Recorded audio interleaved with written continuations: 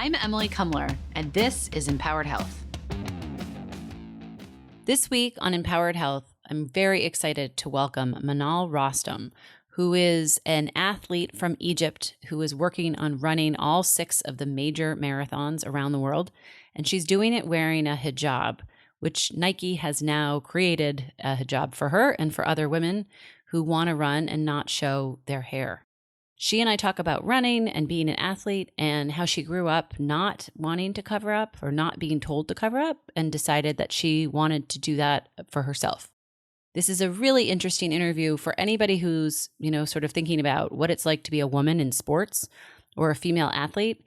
And it's also a really interesting conversation, which I've reflected on since we recorded this months ago, because it goes to the heart of this idea of like, as a woman, how what we choose to wear in so many cases sort of defines us in ways that I don't know that men are necessarily confined to. While this is a health issue in terms of empowered health covering women's health, it's also really sort of a social construct issue. For me, I learned a lot in this conversation, just sort of hearing her talk about how people respond to her in really negative ways, even in places like New York. Hi, everyone. My name is Manal. I'm Egyptian. I'm 39 years old. I'm based in Dubai. I was born and raised in Kuwait. I used to be a pharmacist until about 3 years ago when I had like a full-time job. And then currently I switched careers and I'm doing health and wellness and fitness full-time. I'm also a speaker, Nike ambassador, and a social media influencer. Yeah, I'm so excited to talk to you because I feel like you're doing so many great things. And, it's really important. I think we talk a lot, especially on this podcast, about women who are pushing boundaries. And you're kind of doing that in such a visual way, right? And so I feel like one of the things that you're really well known for internationally and more, starting to happen in the United States is that Nike has made a special hijab almost just for you. I feel like. I don't want to get any credit for that, to be honest. I think we sparked a conversation, a few years before they went off, got inspired and, delivered and catered for all these women who were hungry, to see themselves represented by a multinational company. Mm-hmm. So I think that's a better wording of honestly what happened because, Nike is a beautiful, clever and intelligent company. And they just truly believe in the athlete's journey. And in order for the athlete to perform, they need to have, the proper gear. Female athletes did not have the proper gear. Fine. Perhaps they had the the top, the bottoms and the shoes, but they never had a headgear, which was missing, I felt, as an item from our wardrobes, And so how has that changed for you now that you have this as an option? Look, you will never really understand the struggle of a hijabi woman because sadly, up until now, like in 2019, I still get weird looks, when I'm traveling the West. Like last time I was in New York, after everything that I've done, the first, hijabi athlete to appear in a Nike Middle East campaign. I'm founder of the women's largest empowerment, platform, Surviving Hijab on social media, everything. And then I bump into this lady and, she got so angry at me. And, she said, maybe if you take that thing off your head, you will see better. Ooh. Why would she say that? Why would you say that? And it's just such an angry and hateful comment. It's still, it's embarrassing. It's very discriminatory and it cuts deep, and, as a listener, you might just listen or hear that and be like, oh, that was not nice. But it goes beyond not nice. It's hurtful. It's embarrassing. It's humiliating. Yeah. And I think we should talk about it, right? Because I think I have spent time traveling in the Middle East. And I used to work for a business that I co-founded and the co-founder was based in Kuwait. I was born in Kuwait. Wow, nice. Yeah. And I feel like it's one of these things where I learned, right, growing up that, this idea that women are forced to cover their head is a sign of oppression. And then I was re-educated, I would say, where I realized no, this is actually an extension of women, right? Or that in some places women choose to do this completely voluntarily. Exactly. I remember walking around sort of malls in Dubai and Kuwait and the women had the coolest shoes and purses and all this stuff. Right, And I was right, like, right. these women Yeah. don't seem oppressed, right? Like this is a different, like there's something different about it. But will you talk a little bit about that? Because it's one thing for me to say that I had this sort of observation. So why we wear it, you mean? Like why we wear the hijab? Why you wear it, and also why for some it is more comfortable or like more a sign of your individuality and identity to wear it rather than to be told not to wear it. I thank you for the question because it will obviously shed the light on the why, the what, and the how. In very basic and direct English, basically, hijab is a compulsory form of worship for all women, all Muslim women, as soon as they hit puberty. So you get your period at age 10 to 13, 10 to 16, whatever. Your body starts to change. You start to become more curvy. You're more attractive. You need to cover that up. However, in a very direct and open message in the Quran, in Surah Al-Baqarah, we also say, let there be no compulsion in religion.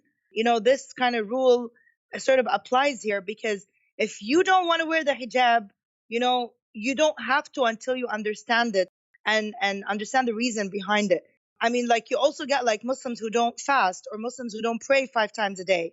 There are Muslims around the world who don't fast, during the month of Ramadan, and there are Muslims who don't pray 5 times a day. And similarly, there are women, Muslim women, who also don't cover, But then for a Western person to see a woman who covers and then a woman who doesn't cover, I get that it's confusing, but it's confusing because you don't understand it and you've never asked that question. And that's why I'm thanking you earlier, for raising that question. So, for example, I got my period when I was 13.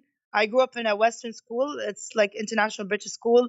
I actually hated the hijab so much. I hated how it was portrayed. I hated how women who wore it on television used to come out or used to be perceived. I remember I would watch documentaries of, Muslim women always, labeled as uneducated. They're probably hidden in a tent somewhere with an awful husband. What is this? What are these images of Muslim women that media used to expose to us? It's just all like I don't want to use like bad words, but it's really all rubbish. You can use bad words on this podcast. Oh, Like- amazing. Okay, so I just want to say it's bullshit. And I'm glad I'm speaking to someone from the States, but it's like it's really bullshit. And it started to make sense to me. Like, I grew up and like, I hit my like late teens and then I entered my 20s and then I got into this accident which really changed things for me. I had swapped seats with my cousin 5 minutes before the accident happened. 5 minutes later, the front tire blew up. The bus swerved into the desert. My dad got thrown out of the bus, broke 6 ribs, a shoulder bone. My cousin was paralyzed on the spot because he broke 2 bones in his spine, and I had just swapped seats with my cousin. And then he passed away 3 months later, and then nothing happened to me. I'm so sorry. Yeah, that was 20 years ago. Thank you. And these kind of like accidents, they really shake you up. You question your existence basically. And you were what, like 19 or something at the time, right? I was 19. Yeah. It was exactly August 1999. I was 19. I wouldn't care myself. I wouldn't call myself an airhead back then, but hijab and the whole like immersion into religion was so far away from me. Like I had my own band. I loved swimming. I loved, posing on the beach. I was just like a typical teenager, teenage girl who grew up hating the hijab, with a identity crisis as a third culture kid. Like my parents are Egyptian, they put me in an international school. Who am I? Like, and then I see all these images of women who are supposed to look like me, and I'm supposed to look like them, but I don't want to be them. So how are you supposed to deal with that? And that's why social media now and all the brands right now that are giving opportunities to Muslim women, like Halima Aden, for example, the first, international model to be employed by IMG models. All these things really change the narrative for the little girls who are growing up like me, having no clue who they are or who they want to be. So when they see a woman like Halima or a woman like me being featured, on a global platform, for sports or education or academia or whatever, they think that, okay, fine. If I decide to wear the hijab, it will be okay. I can still be cool. I can still be a model. I can still be an athlete. Still be beautiful. Exactly. So when the accident happened, I sort of like, I went by myself and I started asking questions like you.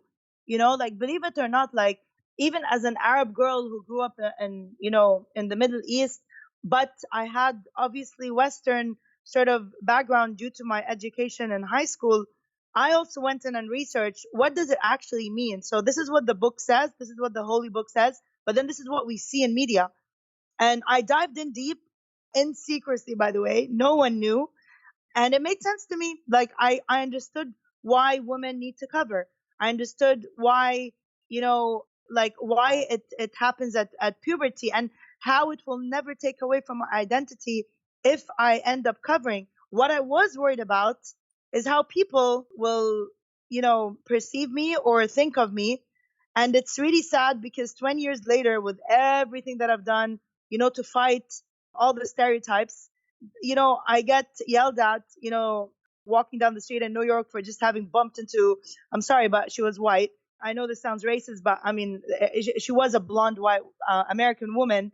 And she was really nasty and rude to me. And it was embarrassing to the point, and so loud, to the point that two men in the city, they're like, we are very sorry. She's probably one of these very lonely women who has 16 cats in her home. And it made me laugh. And I was like, thank you. Yeah, but it's still not, that doesn't make it go away. The pain is still present. Exactly. And it just gives me reason to continue doing what I'm doing. Even if some people say, like, yeah, but what are you doing? Like, I need to continue fighting, for our rights. I wish we are still, like, offered the same job opportunities as a woman who's not covered, for example. I get complaints on a daily basis almost, via my Surviving Hijab group, or, our Instagram account.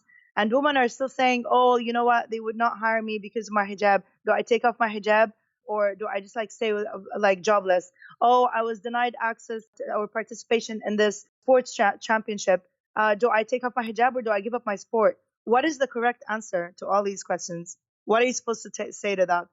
And what really cuts me deep is when a 20-year-old, it used to happen until recently, until the FIBA lifted the ban on basketball hijabi athletes. I bet you weren't aware of that. Were you, Emily? No, no, no. Okay, so let me give you the history in, like, chronological order. So up until 2012, the FIFA used to ban hijabi Muslim athletes from participating in football championships. And then the ban got lifted in 2012. And then up until May 2017, the FIBA, the International Federation of Basketball, used to ban hijabi athletes to participate in basketball. And then that got lifted in May 2017. And it was very short after Nike came out with the Nike Pro Hijab, and they used one of the the press releases. They used my photos, to make the announcement, which was great. I was like, wow, amazing. Even though I'm not a basketball player. And then most recently, the Boxing Federation in 2019, believe it or not, has finally lifted the ban on hijabi boxing athletes. So look, the rules are being changed. I really hope that the world's perception of us Arab covered women is also changing. I'm not going to say has changed, because there's still that woman who will scream at me in the street. And also, it wasn't just in New York. Last month, I was in Amsterdam. Obviously, we go through extra screening. You have no idea how embarrassing that is, especially that this whole security check area is super small. And as you're going in, they're always yelling and screaming at you for no reason. And of course, everyone will turn around and be like, oh my God, she could be the terrorist who's going to bomb our plane. You know what I mean? Yeah. It's really embarrassing, because last month I was wearing a jacket and underneath I was wearing a sleeveless top. And the lady was like, take off that jacket and then walk into, the checkpoint. I was like, I can't take off my jacket because I'm wearing a sleeveless top underneath. I'm happy to go to a private room. And I was really speaking with that tone of voice. Like, Yeah. I was, like, Being really low, polite. just trying to, Yeah. being polite and being logical, right? Mhm. If I can't take it off in public, I'm happy to go in a private room. So she's like, don't you know that when you come to an airport, you're supposed to take off your jacket? I was like, I understand this, ma'am. I'm asking you to take me to a private room so that you can check me, because I wear the hijab and I cannot, take it off in public. So of course she was like ranting and mumbling stuff as she took me to the private room. Again, walking with me as if I'm a criminal. Yeah. And it's really embarrassing, and she was saying all these things in Dutch. And I'm like, you know what? The world is a really sad place. Like, don't talk to me like this. Well, so It's not scared, nice. right? Like so fearful of things that are, misallocated to Unknown. people, right? Yeah. I mean, I think it's important to just go a little bit deeper on this because I think people might listen and say, like, oh, she had an accident and then she felt guilty that she survived and her cousin didn't. And that's what It led could to this be. decision, right? And so, but you're not saying that this is a form of punishment. And I want to be clear about that because I feel like there is an underscore, whatever bias or discriminatory belief that like this is somehow punishing women. And that's not my understanding of how people who wear it How is it punishing women? by covering up who you are. Yeah, but like it's I don't know. Like I've never felt like it was a punishment. I honestly, I'll tell you something. The way that I used to wear very revealing clothing when I was like as a teenager, and I swear to God, and I'm not just saying that because you asked that question, but the way that men would look at me, like it would really make me sick. And Mm-hmm. like like the way that would stare at my chest, for example. I didn't have a cleavage per se, but I would wear like an open top, and it would come very close to my cleavage, let's say. And the way that men would stare at that, foreign strange men, like even men in the street, cleaners in the street, and it would just make me stop and think, like, who is this man, and who gave him the right to see that, whether it's super attractive or not. This is my property, like that I'm just like leaving on display for random humans to come and check out without my consent. That's exactly how I felt, and I'm not making this up. Obviously, we did not plan these questions, but like I just felt like my hair, my beauty, my body, like I'm obviously an athlete, like I spend a lot of time working on my body. It would turn heads back in the days, like even on the beach. It didn't make me feel comfortable. I did not like that I was turning heads. It's so funny you say that because I have this very early memory of like going through puberty earlier than friends of mine did and feeling like grown men looked like they wanted to eat me up, right? And Ew, that it was I like know. this very weird, like, why are people responding to me differently now? And obviously, I knew my body was changing. It wasn't like I was naive Yeah, to that, but it was yeah. it's such an interesting way of putting it. And I think in the United States, especially, certainly in Europe too, but I think the United States has such a hyper sexualized culture. And we even see Hmm. this with things like Halloween costumes for kids, right? Which are now, we're about Hmm. to have that holiday. And I have two young kids and I'm like, no, you can be like the Grim Reaper or like a mummy, but like you're not going to be some sort of like sex pot superstar. Exactly. It's so Yeah. strange. And so I think what you're saying is that it kind of gives you the freedom to just present Exactly. yourself as your mind, right? And your personality and your strength. And I think, we should talk a little bit about that because you are a superstar when it comes to sort of breaking the norms of what women can do, both athletically as well as sort of culturally. And so I was curious to ask you, like, in terms of, I mean, I know your parents sent you to an international high school, but like in terms of the way that your mom looked at even like workouts, right? Or sports in general versus how Hmm. you do, Hmm. where you've accomplished these incredible, I mean, like incredible feats of strength.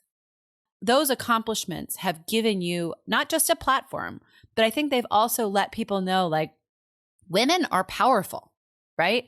And like we can do a lot of things if we put our mind to it. And it doesn't matter what sort of, I don't know, restrictions are said to us. We can still Hmm. overcome those things and do what it is that we feel our bodies, our minds, whatever are capable of. Exactly.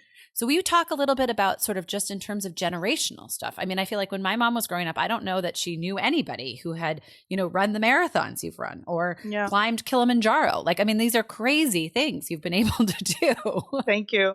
Look, my mom came from a like very ordinary, conservative Egyptian background, and she grew up in Egypt. She was born and raised in Egypt, married at 26, I think. Yeah, and she went to university. She has pictures of herself in a proper like mini skirt and stuff. So she lived the whole like 60s life, and I keep making fun of her because she has like long hair, her cleavage is out, and super short mini skirt. But there was no awareness or education about religion back in the days. Like I don't think my mom was praying 5 times a day until maybe she hit her 40s. And this I'm 100% sure of. My dad, on the other hand, used to pray 5 times a day, and obviously, they both fast in Ramadan. But neither of them ever spoke to me about the hijab, by the way. I remember when I took the decision, because like I sort of came out when I was 21, and I was like, okay, I want to wear the hijab. And then they're like, where's this decision coming from? Like, how are you going to play Because you've been sports? secretly researching all of this, you said, right? Right. Yeah. Exactly. So it was shocking for them. I remember when I had a phone conversation with my dad. He was in Kuwait at the time, and I was in Egypt. And he said, "Where's this, decision coming from? Who's playing with your mind? Like, I put you in an international school. Like, what's happening? How are you gonna play sports? How are your foreign friends gonna accept you? I remember these particular questions. How are we gonna travel?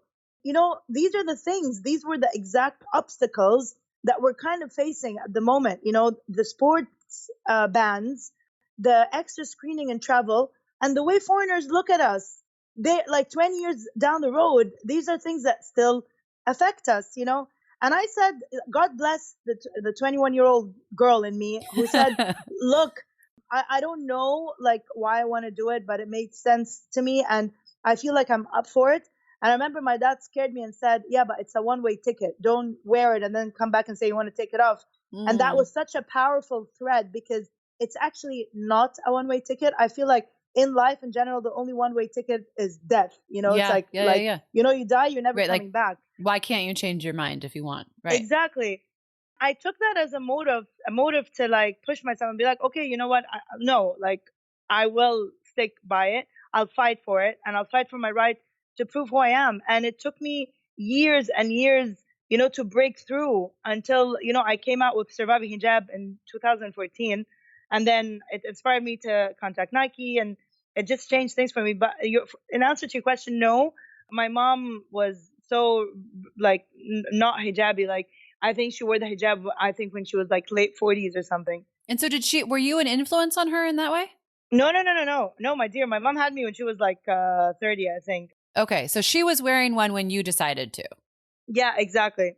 But she was not like rooting for it or advocating it. Like when I told her that I wanted to wear it, she's like, why don't you wait until you get married? And I'm like, what's that supposed to mean? Like, why would a guy judge me? Even though if you speak to like between brackets Arab men, you know, like I feel like they still judge a woman because they're scared of us. Like they're like, I know, well, I'm not that religious to marry a girl who covers.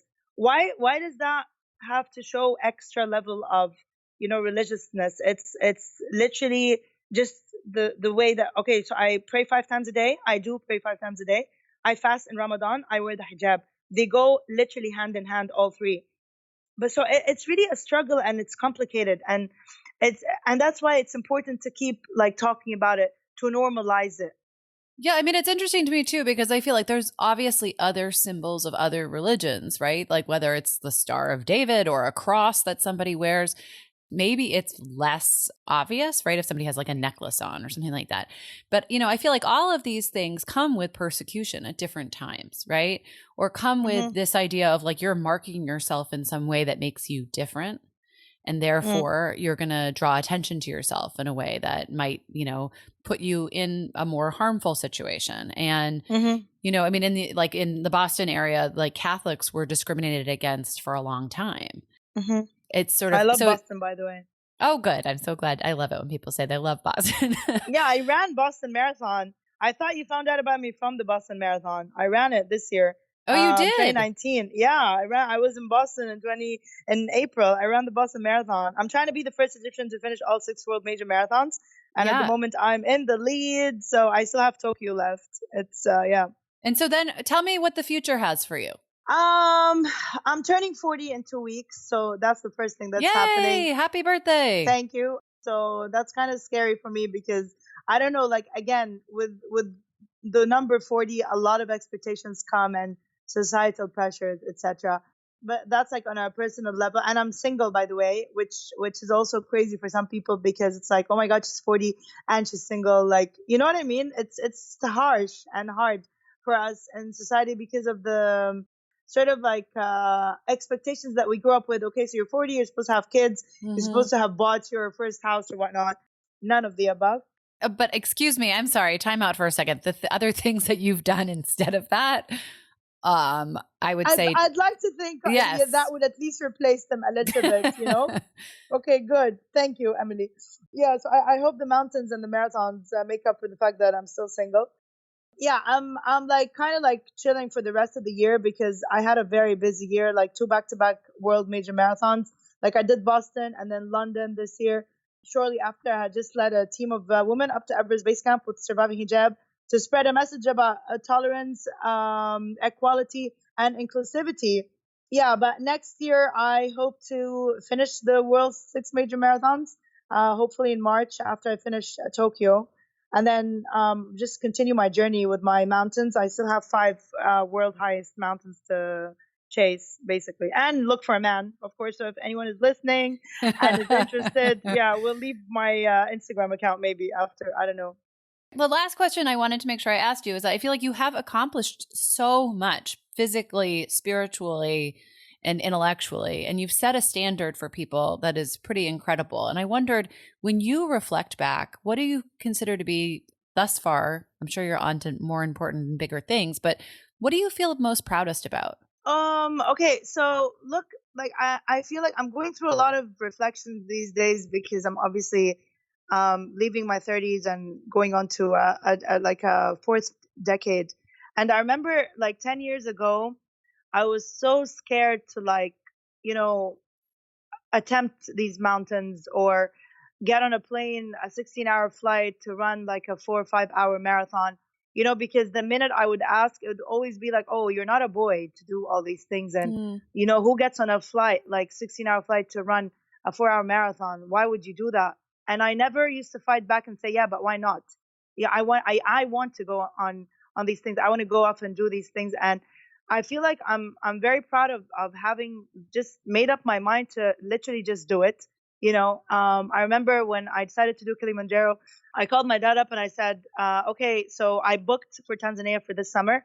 I'm just letting you know so that I have your blessing. And I discovered that with Arab parents, or maybe all the parents, I don't know, but like it's much easier to tell them that you have decided to do something than to take their permission, you Mm. know, because if you Hmm. take the permission, the answer will always be no, no, no, no, no, this is too dangerous, it's too risky, it's too far. But when you say that you've made up your mind, it will open up the conversation for, oh really, well, who's paying for it, is it safe? It just completely, you know, changes the dynamic of the conversation. Yeah, well, there's that great expression, right? That's like, it's always better to beg for forgiveness than to ask for permission. Right. I'm also very, very proud of the community that we founded via Surviving Hijab. Even though we're not really monetizing it per se, everyone's like, yeah, but why aren't you monetizing it? I'm not really monetizing it yet because we're still building a community, you Hmm. know, and it's really inspiring brands. And I really feel like it's like a domino effect. So, you know, I approached Nike and then Nike went off and they did the pro hijab, and now I'm an official Nike ambassador. And then other brands are copying that, whether in the sports field or outside. And I just feel like little by little, 10 years from now, I don't think this podcast will be interesting for anyone because it'd be like, yeah, what is she talking about? Yeah, so she wears the hijab, big deal. You know, they're actually super cool women who wear the hijab. And this is what I'm looking forward to. Like the little girls who decide to cover or not won't have that like, oh my God, taboo. Like what will people think of me?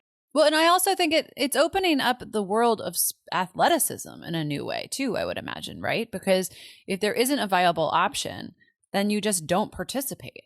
And that's Exactly. incredible too. Yeah, exactly. And like I said, like Nike is going around and scouting amazing women who otherwise wouldn't have been discovered. You know, they have the same talent as you and me, maybe like obviously a little bit more because, you know, some of them are Olympic athletes or whatnot. But imagine no one ever heard of them or wanted to include them just because of the way that they wish to exercise their faith, you know? Hmm. But, Right. you know, like thankfully there are brands that are accommodating and inclusive and tolerant and really, really believe in equality, you know? And I just hope for all the brands to come aboard and be like, okay, like I remember United Colors of Benetton, remember back in the 80s when it used Sure. to feature like an African American model, a Chinese or an Asian model, and a white. It used to be so attractive. We never used to see a hijabi though.